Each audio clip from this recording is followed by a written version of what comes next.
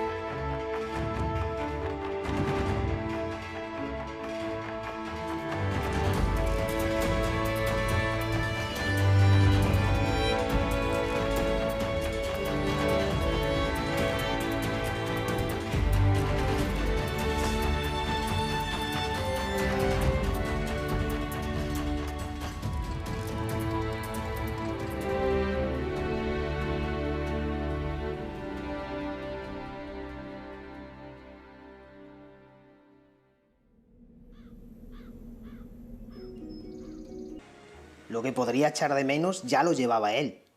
Un buen maestro cervecero, Juanelo Turriano, el relojero de la corte. Médicos, es decir, marchaba a un lugar donde pasar sus últimos días de la mejor manera posible. El emperador atraviesa el puerto de Tornavacas y se dirige hacia la población que da nombre a esta cima de casi 1.300 metros de altitud.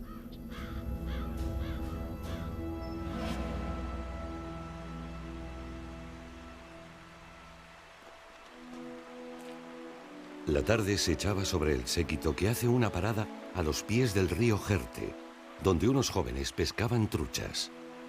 ¡Jovenzuelos!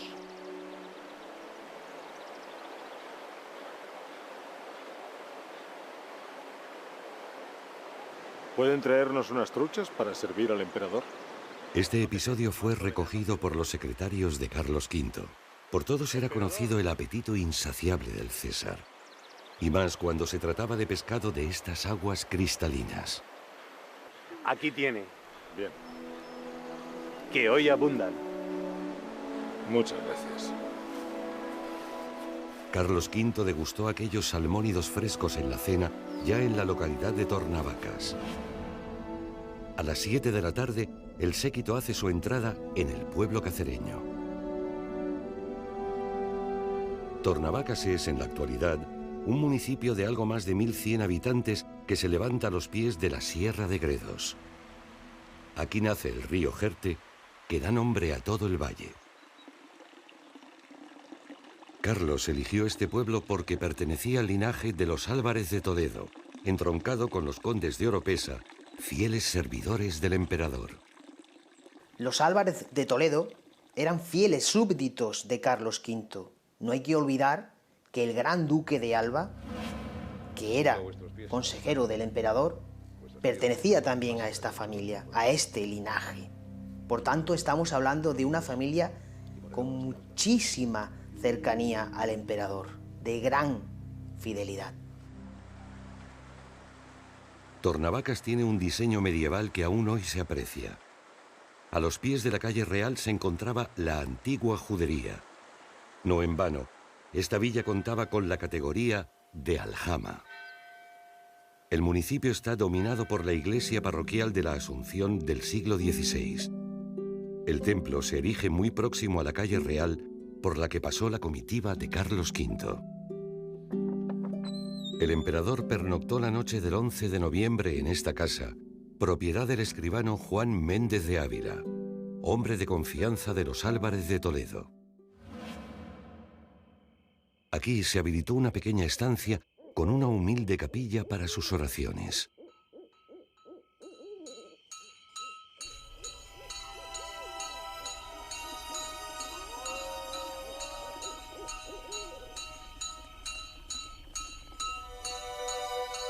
Desde el siglo XVIII, cuando llega la noche, Tornavacas se envuelve en el misterioso campaneo de la esquila.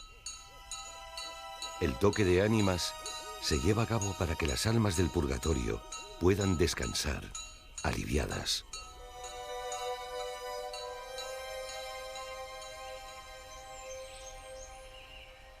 En Tornavacas el emperador decidió tomar el camino más corto, pero también el más complicado para llegar a su retiro en la Vera.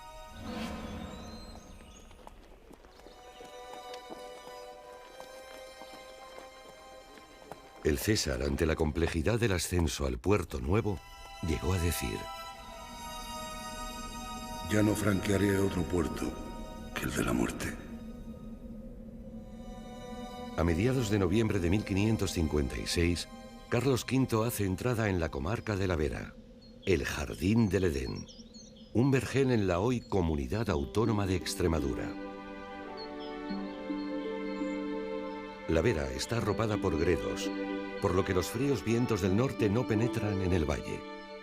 En verano procuran la brisa de montaña que regala temperaturas suaves. Esta área natural se caracteriza por la abundancia de agua, con ríos, gargantas y arroyos.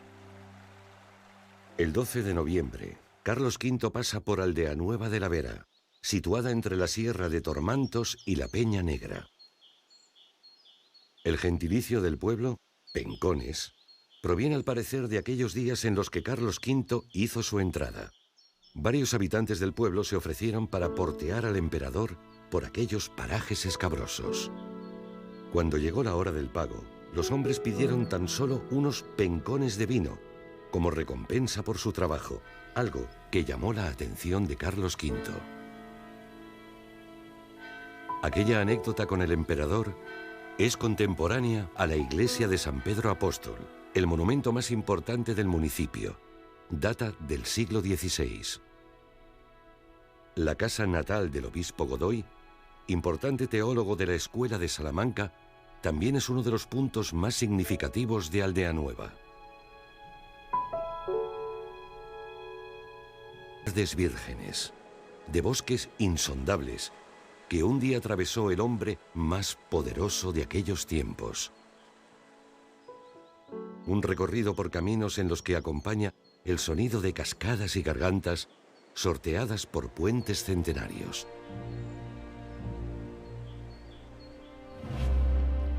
La comitiva llegaba cansada tras aquella aventura que inició en Bruselas, y ya apenas si restaban unas leguas hasta el monasterio de Yuste.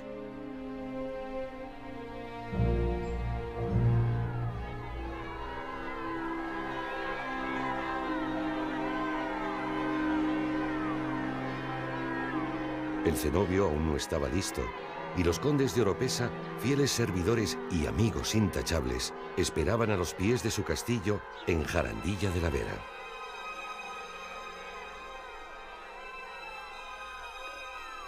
Salve, Padre común de todos los mortales. A ti vengo desnudo y pobre del mismo modo que salí del vientre de mi madre. Del mismo modo que salí del vientre de mi madre. Majestad.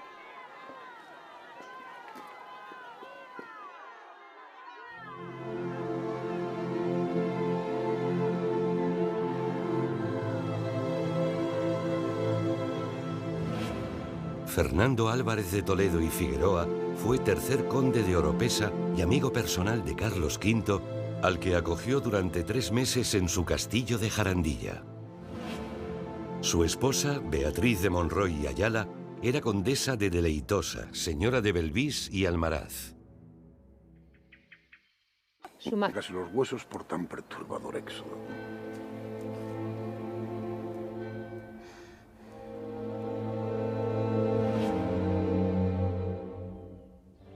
En la actualidad, el Castillo de los Condes de Oropesa es parador de turismo, un hotel de lujo abierto al público, una huella íntima de la historia de Carlos V. La puerta principal de esta fortaleza defensiva está flanqueada por dos torres cilíndricas. Las almenas, los adarves o las troneras reflejan el poderío de la fortificación situada en un cerro, lo que posibilita el control del horizonte. El interior del castillo se disponía en torno a un gran patio de armas, desde el que observamos la torre del homenaje. La historia que guardan estos muros otorga un halo de leyenda a esta impresionante construcción de origen medieval. Según los cronistas, el 25 de noviembre de 1556, Carlos V acudió impaciente a ver las obras del monasterio con sus propios ojos. ¿Alguna buena nueva trae consigo con ese semblante alborozado, Su Majestad? Fernando de nuevo me honra con su visita. Como señor de Jarandilla tengo obligaciones que enderezar en estos profundos valles, Su Majestad. Sabes, Fernando, el león no es tan fiero como lo pintan. He visitado las obras del monasterio. El sol aprieta en la galería, tiene vistas al jardín. Vamos a construir un estanque con tencas. Quiero un huerto con naranjos, limones, frutales y verdura. Hasta hemos abierto un paso de mi alcoba a la iglesia de los monjes. Me alegra verle de ese ánimo, Majestad.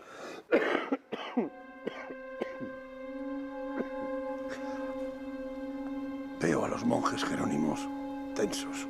Disienten y discuten sobre quién ha de quedarse en el monasterio y quién ha de ir a otra parte a mi llegada. Hay dos bandos entre ellos.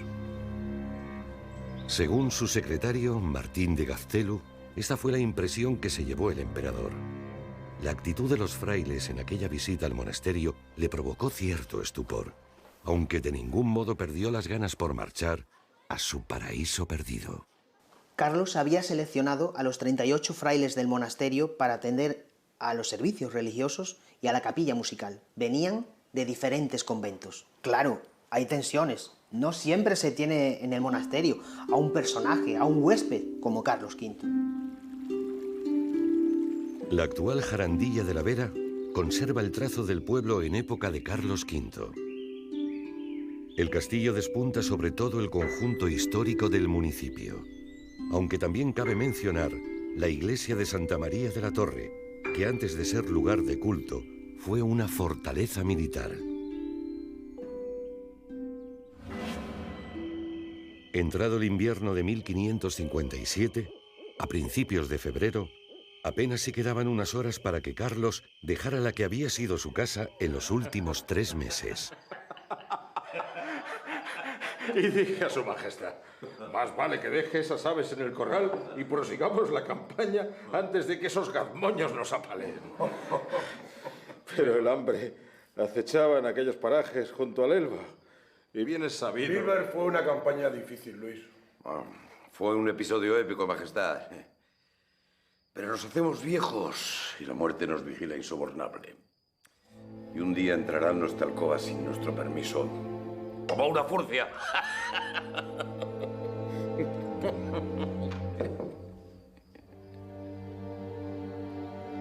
Su Majestad, llegó el día, el instante por el que emprendió su viaje en Bruselas. Llegó. Desde que zarpamos de Flesinga hasta las vísperas de hoy, unas 150 jornadas se cuentan.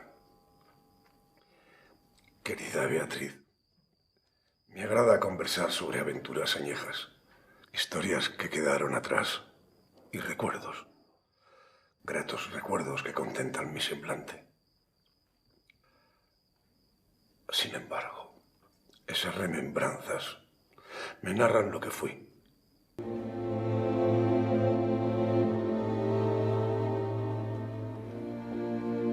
Llega el momento de despedirse del pueblo de Jarandilla y Carlos licencia a 98 de sus sirvientes, en su mayoría flamencos y borgoñones. Según Luis de Quijada, fue un acto triste y emotivo al ver partir a tanta gente que estuvo tanto tiempo junto a él.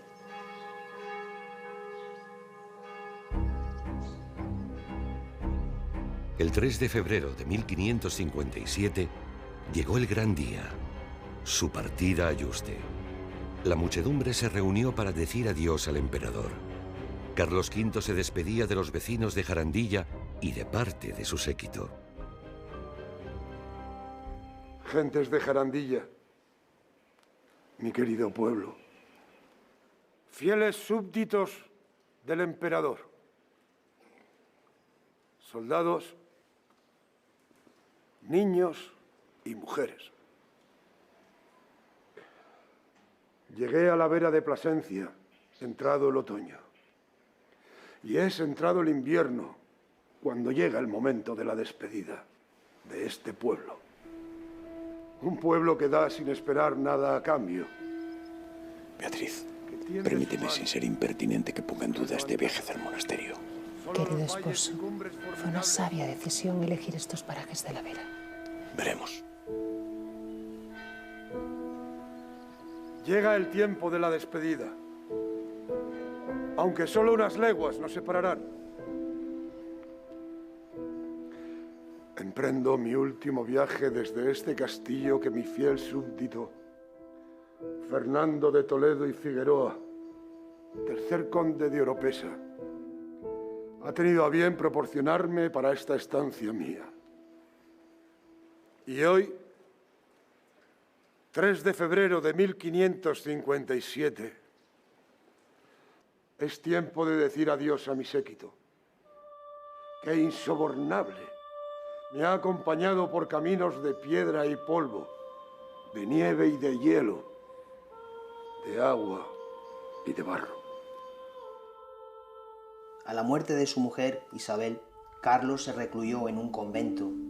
Ahora volvía a hacer lo mismo. Se recluía, pero esta vez para no salir más. ¡Viva el emperador!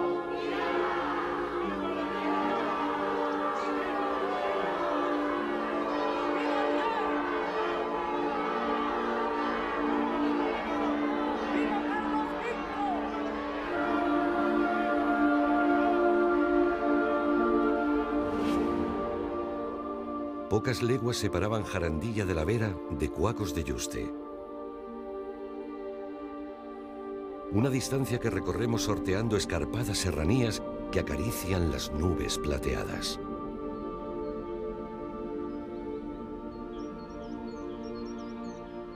Un bosque de robles, tupido y majestuoso, envuelve la antaño aldea de Cuacos, hoy capital administrativa de la Mancomunidad de la Vera, con algo menos de 1000 habitantes.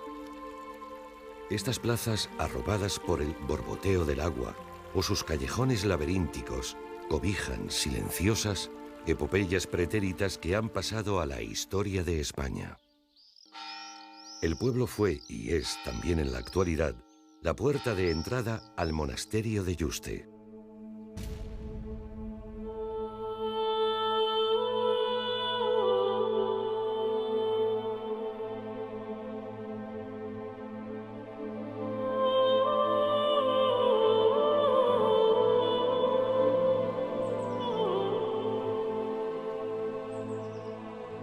El monasterio de Yuste era un pequeño convento que se amplió para acoger a Carlos V y su séquito personal.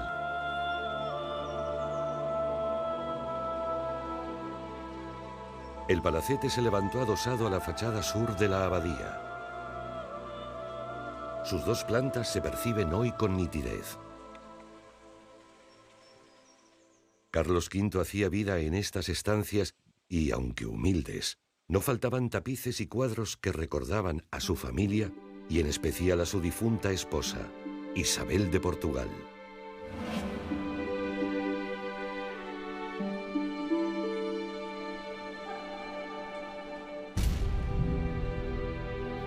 Cuida de Felipe. Será un rey justo.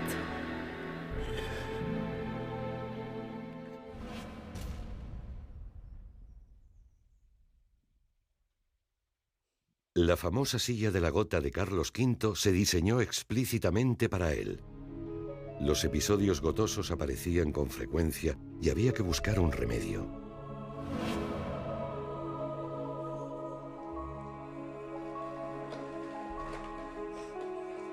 Cuando podía y sus enfermedades no le invalidaban, el emperador mataba el tiempo jugueteando con relojes, una de sus pasiones.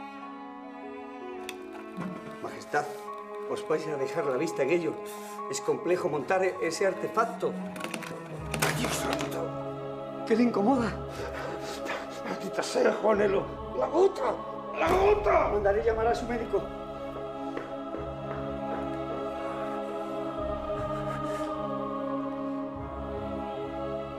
Carlos V construyó esta galería que daba al sur.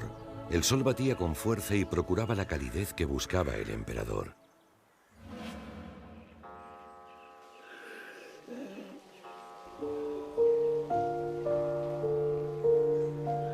Pasaba horas en este lugar leyendo o simplemente descansando por su delicado estado de salud. Man hört oft, ja, hat nur Bier getrunken und Heringe gegessen und war so dick, dass nicht mehr. A menudo se escucha que Carlos solo bebía cerveza, que comía pescado, que estaba muy gordo. Eso es una parte de la historia. La otra parte es que todas las decisiones que se tomaban en el imperio seguían pasando por él, para conocer su opinión. Seine Meinung zu hören. Un apasionado de la vida, un guerrero, un político diligente e imperturbable que se encontraba ahora fustigado, consternado. Al menos gozaba de un excelente palacete con vistas admirables. El emperador construyó un estanque que finalmente sería su condena. Según los expertos, esta laguna creó un foco de infección. Los mosquitos portaban la malaria endémica en aquellos tiempos en la Vera, y en algún momento indeterminado, Carlos contrajo esta enfermedad parasitaria. Tened cuidado con el estanque ese que dicen que quieren construir. Los mosquitos nos comen.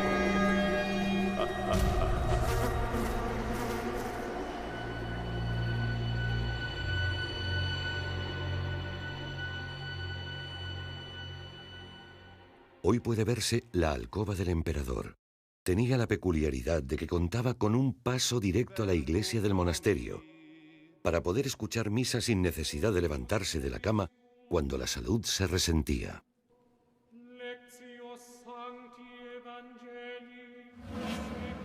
Las fiebres, las alucinaciones y los delirios persiguieron al monarca hasta sus últimos días. ¡Bárbara! ¡Bárbara! ¡Bárbara! Bárbara Blomberg fue el gran secreto de Carlos.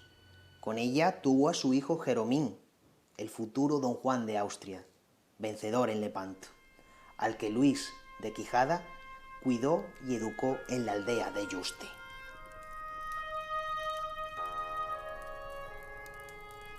Carlos V, consciente de que el final estaba cerca, quería conocer por fin a su hijo. Acércate. Vamos, acércate.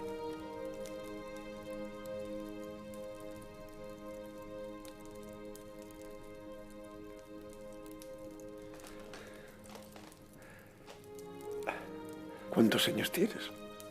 11, señor.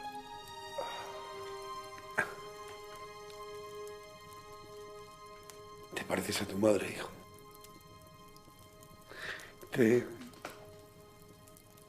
¿Te cuida bien tu padre? Sí, señor.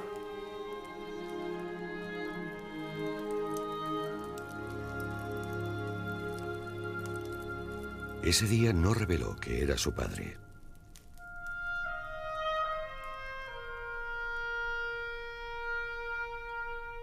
En Cuacos de Yuste todavía queda en pie la casa en la que se hospedó Jeromín con sus padres adoptivos.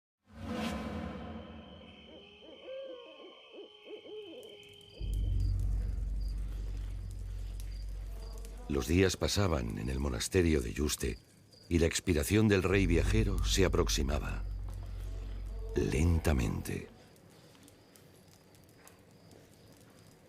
En sus últimos días apenas si era capaz de comer. Las fiebres palúdicas, los delirios, consumían al emperador.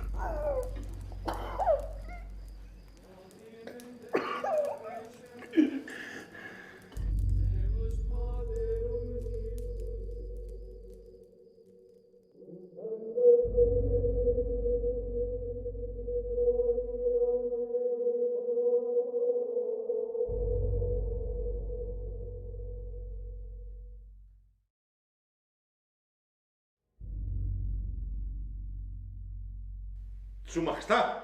¡Carlos!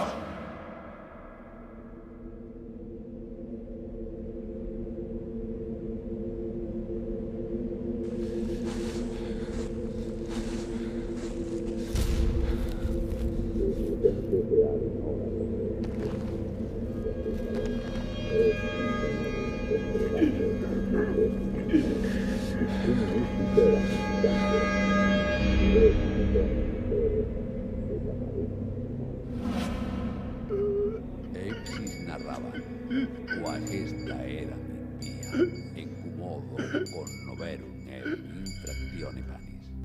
En la madrugada del 21 de septiembre de 1558, Carlos V yace moribundo en su catre.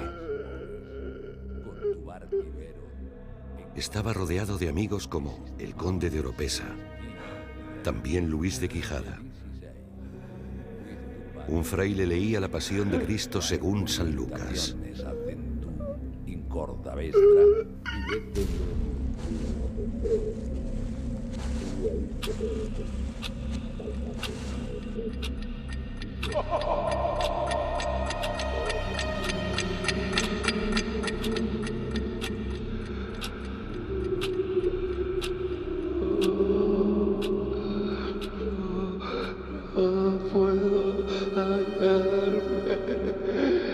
No puedo.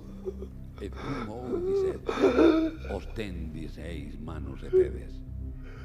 Adut autem illis non credentibus. Carlos lleva el crucifijo con el que murió su mujer, Isabel de Portugal, al que se aferra con fuerza.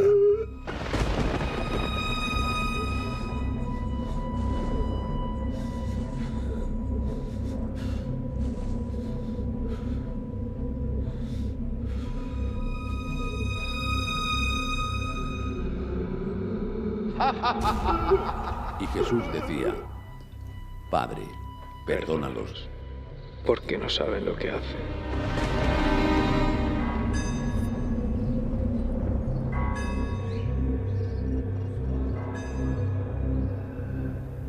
Ya es tiempo.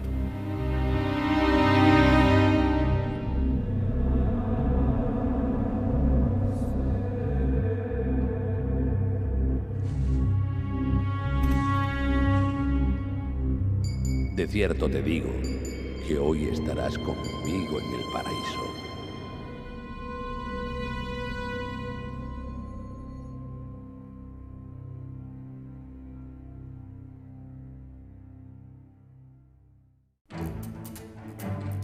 Carlos V, un hombre ambicioso, coronado emperador por el mismísimo Papa, una figura épica en la historia de Europa, un rey enamorado,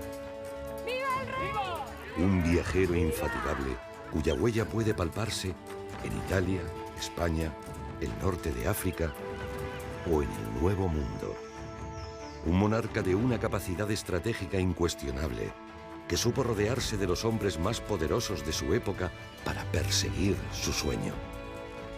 Un emperador que ha inspirado el concepto Europa como la conocemos y que nos impulsa a seguir los caminos que recorrió. Los caminos del emperador.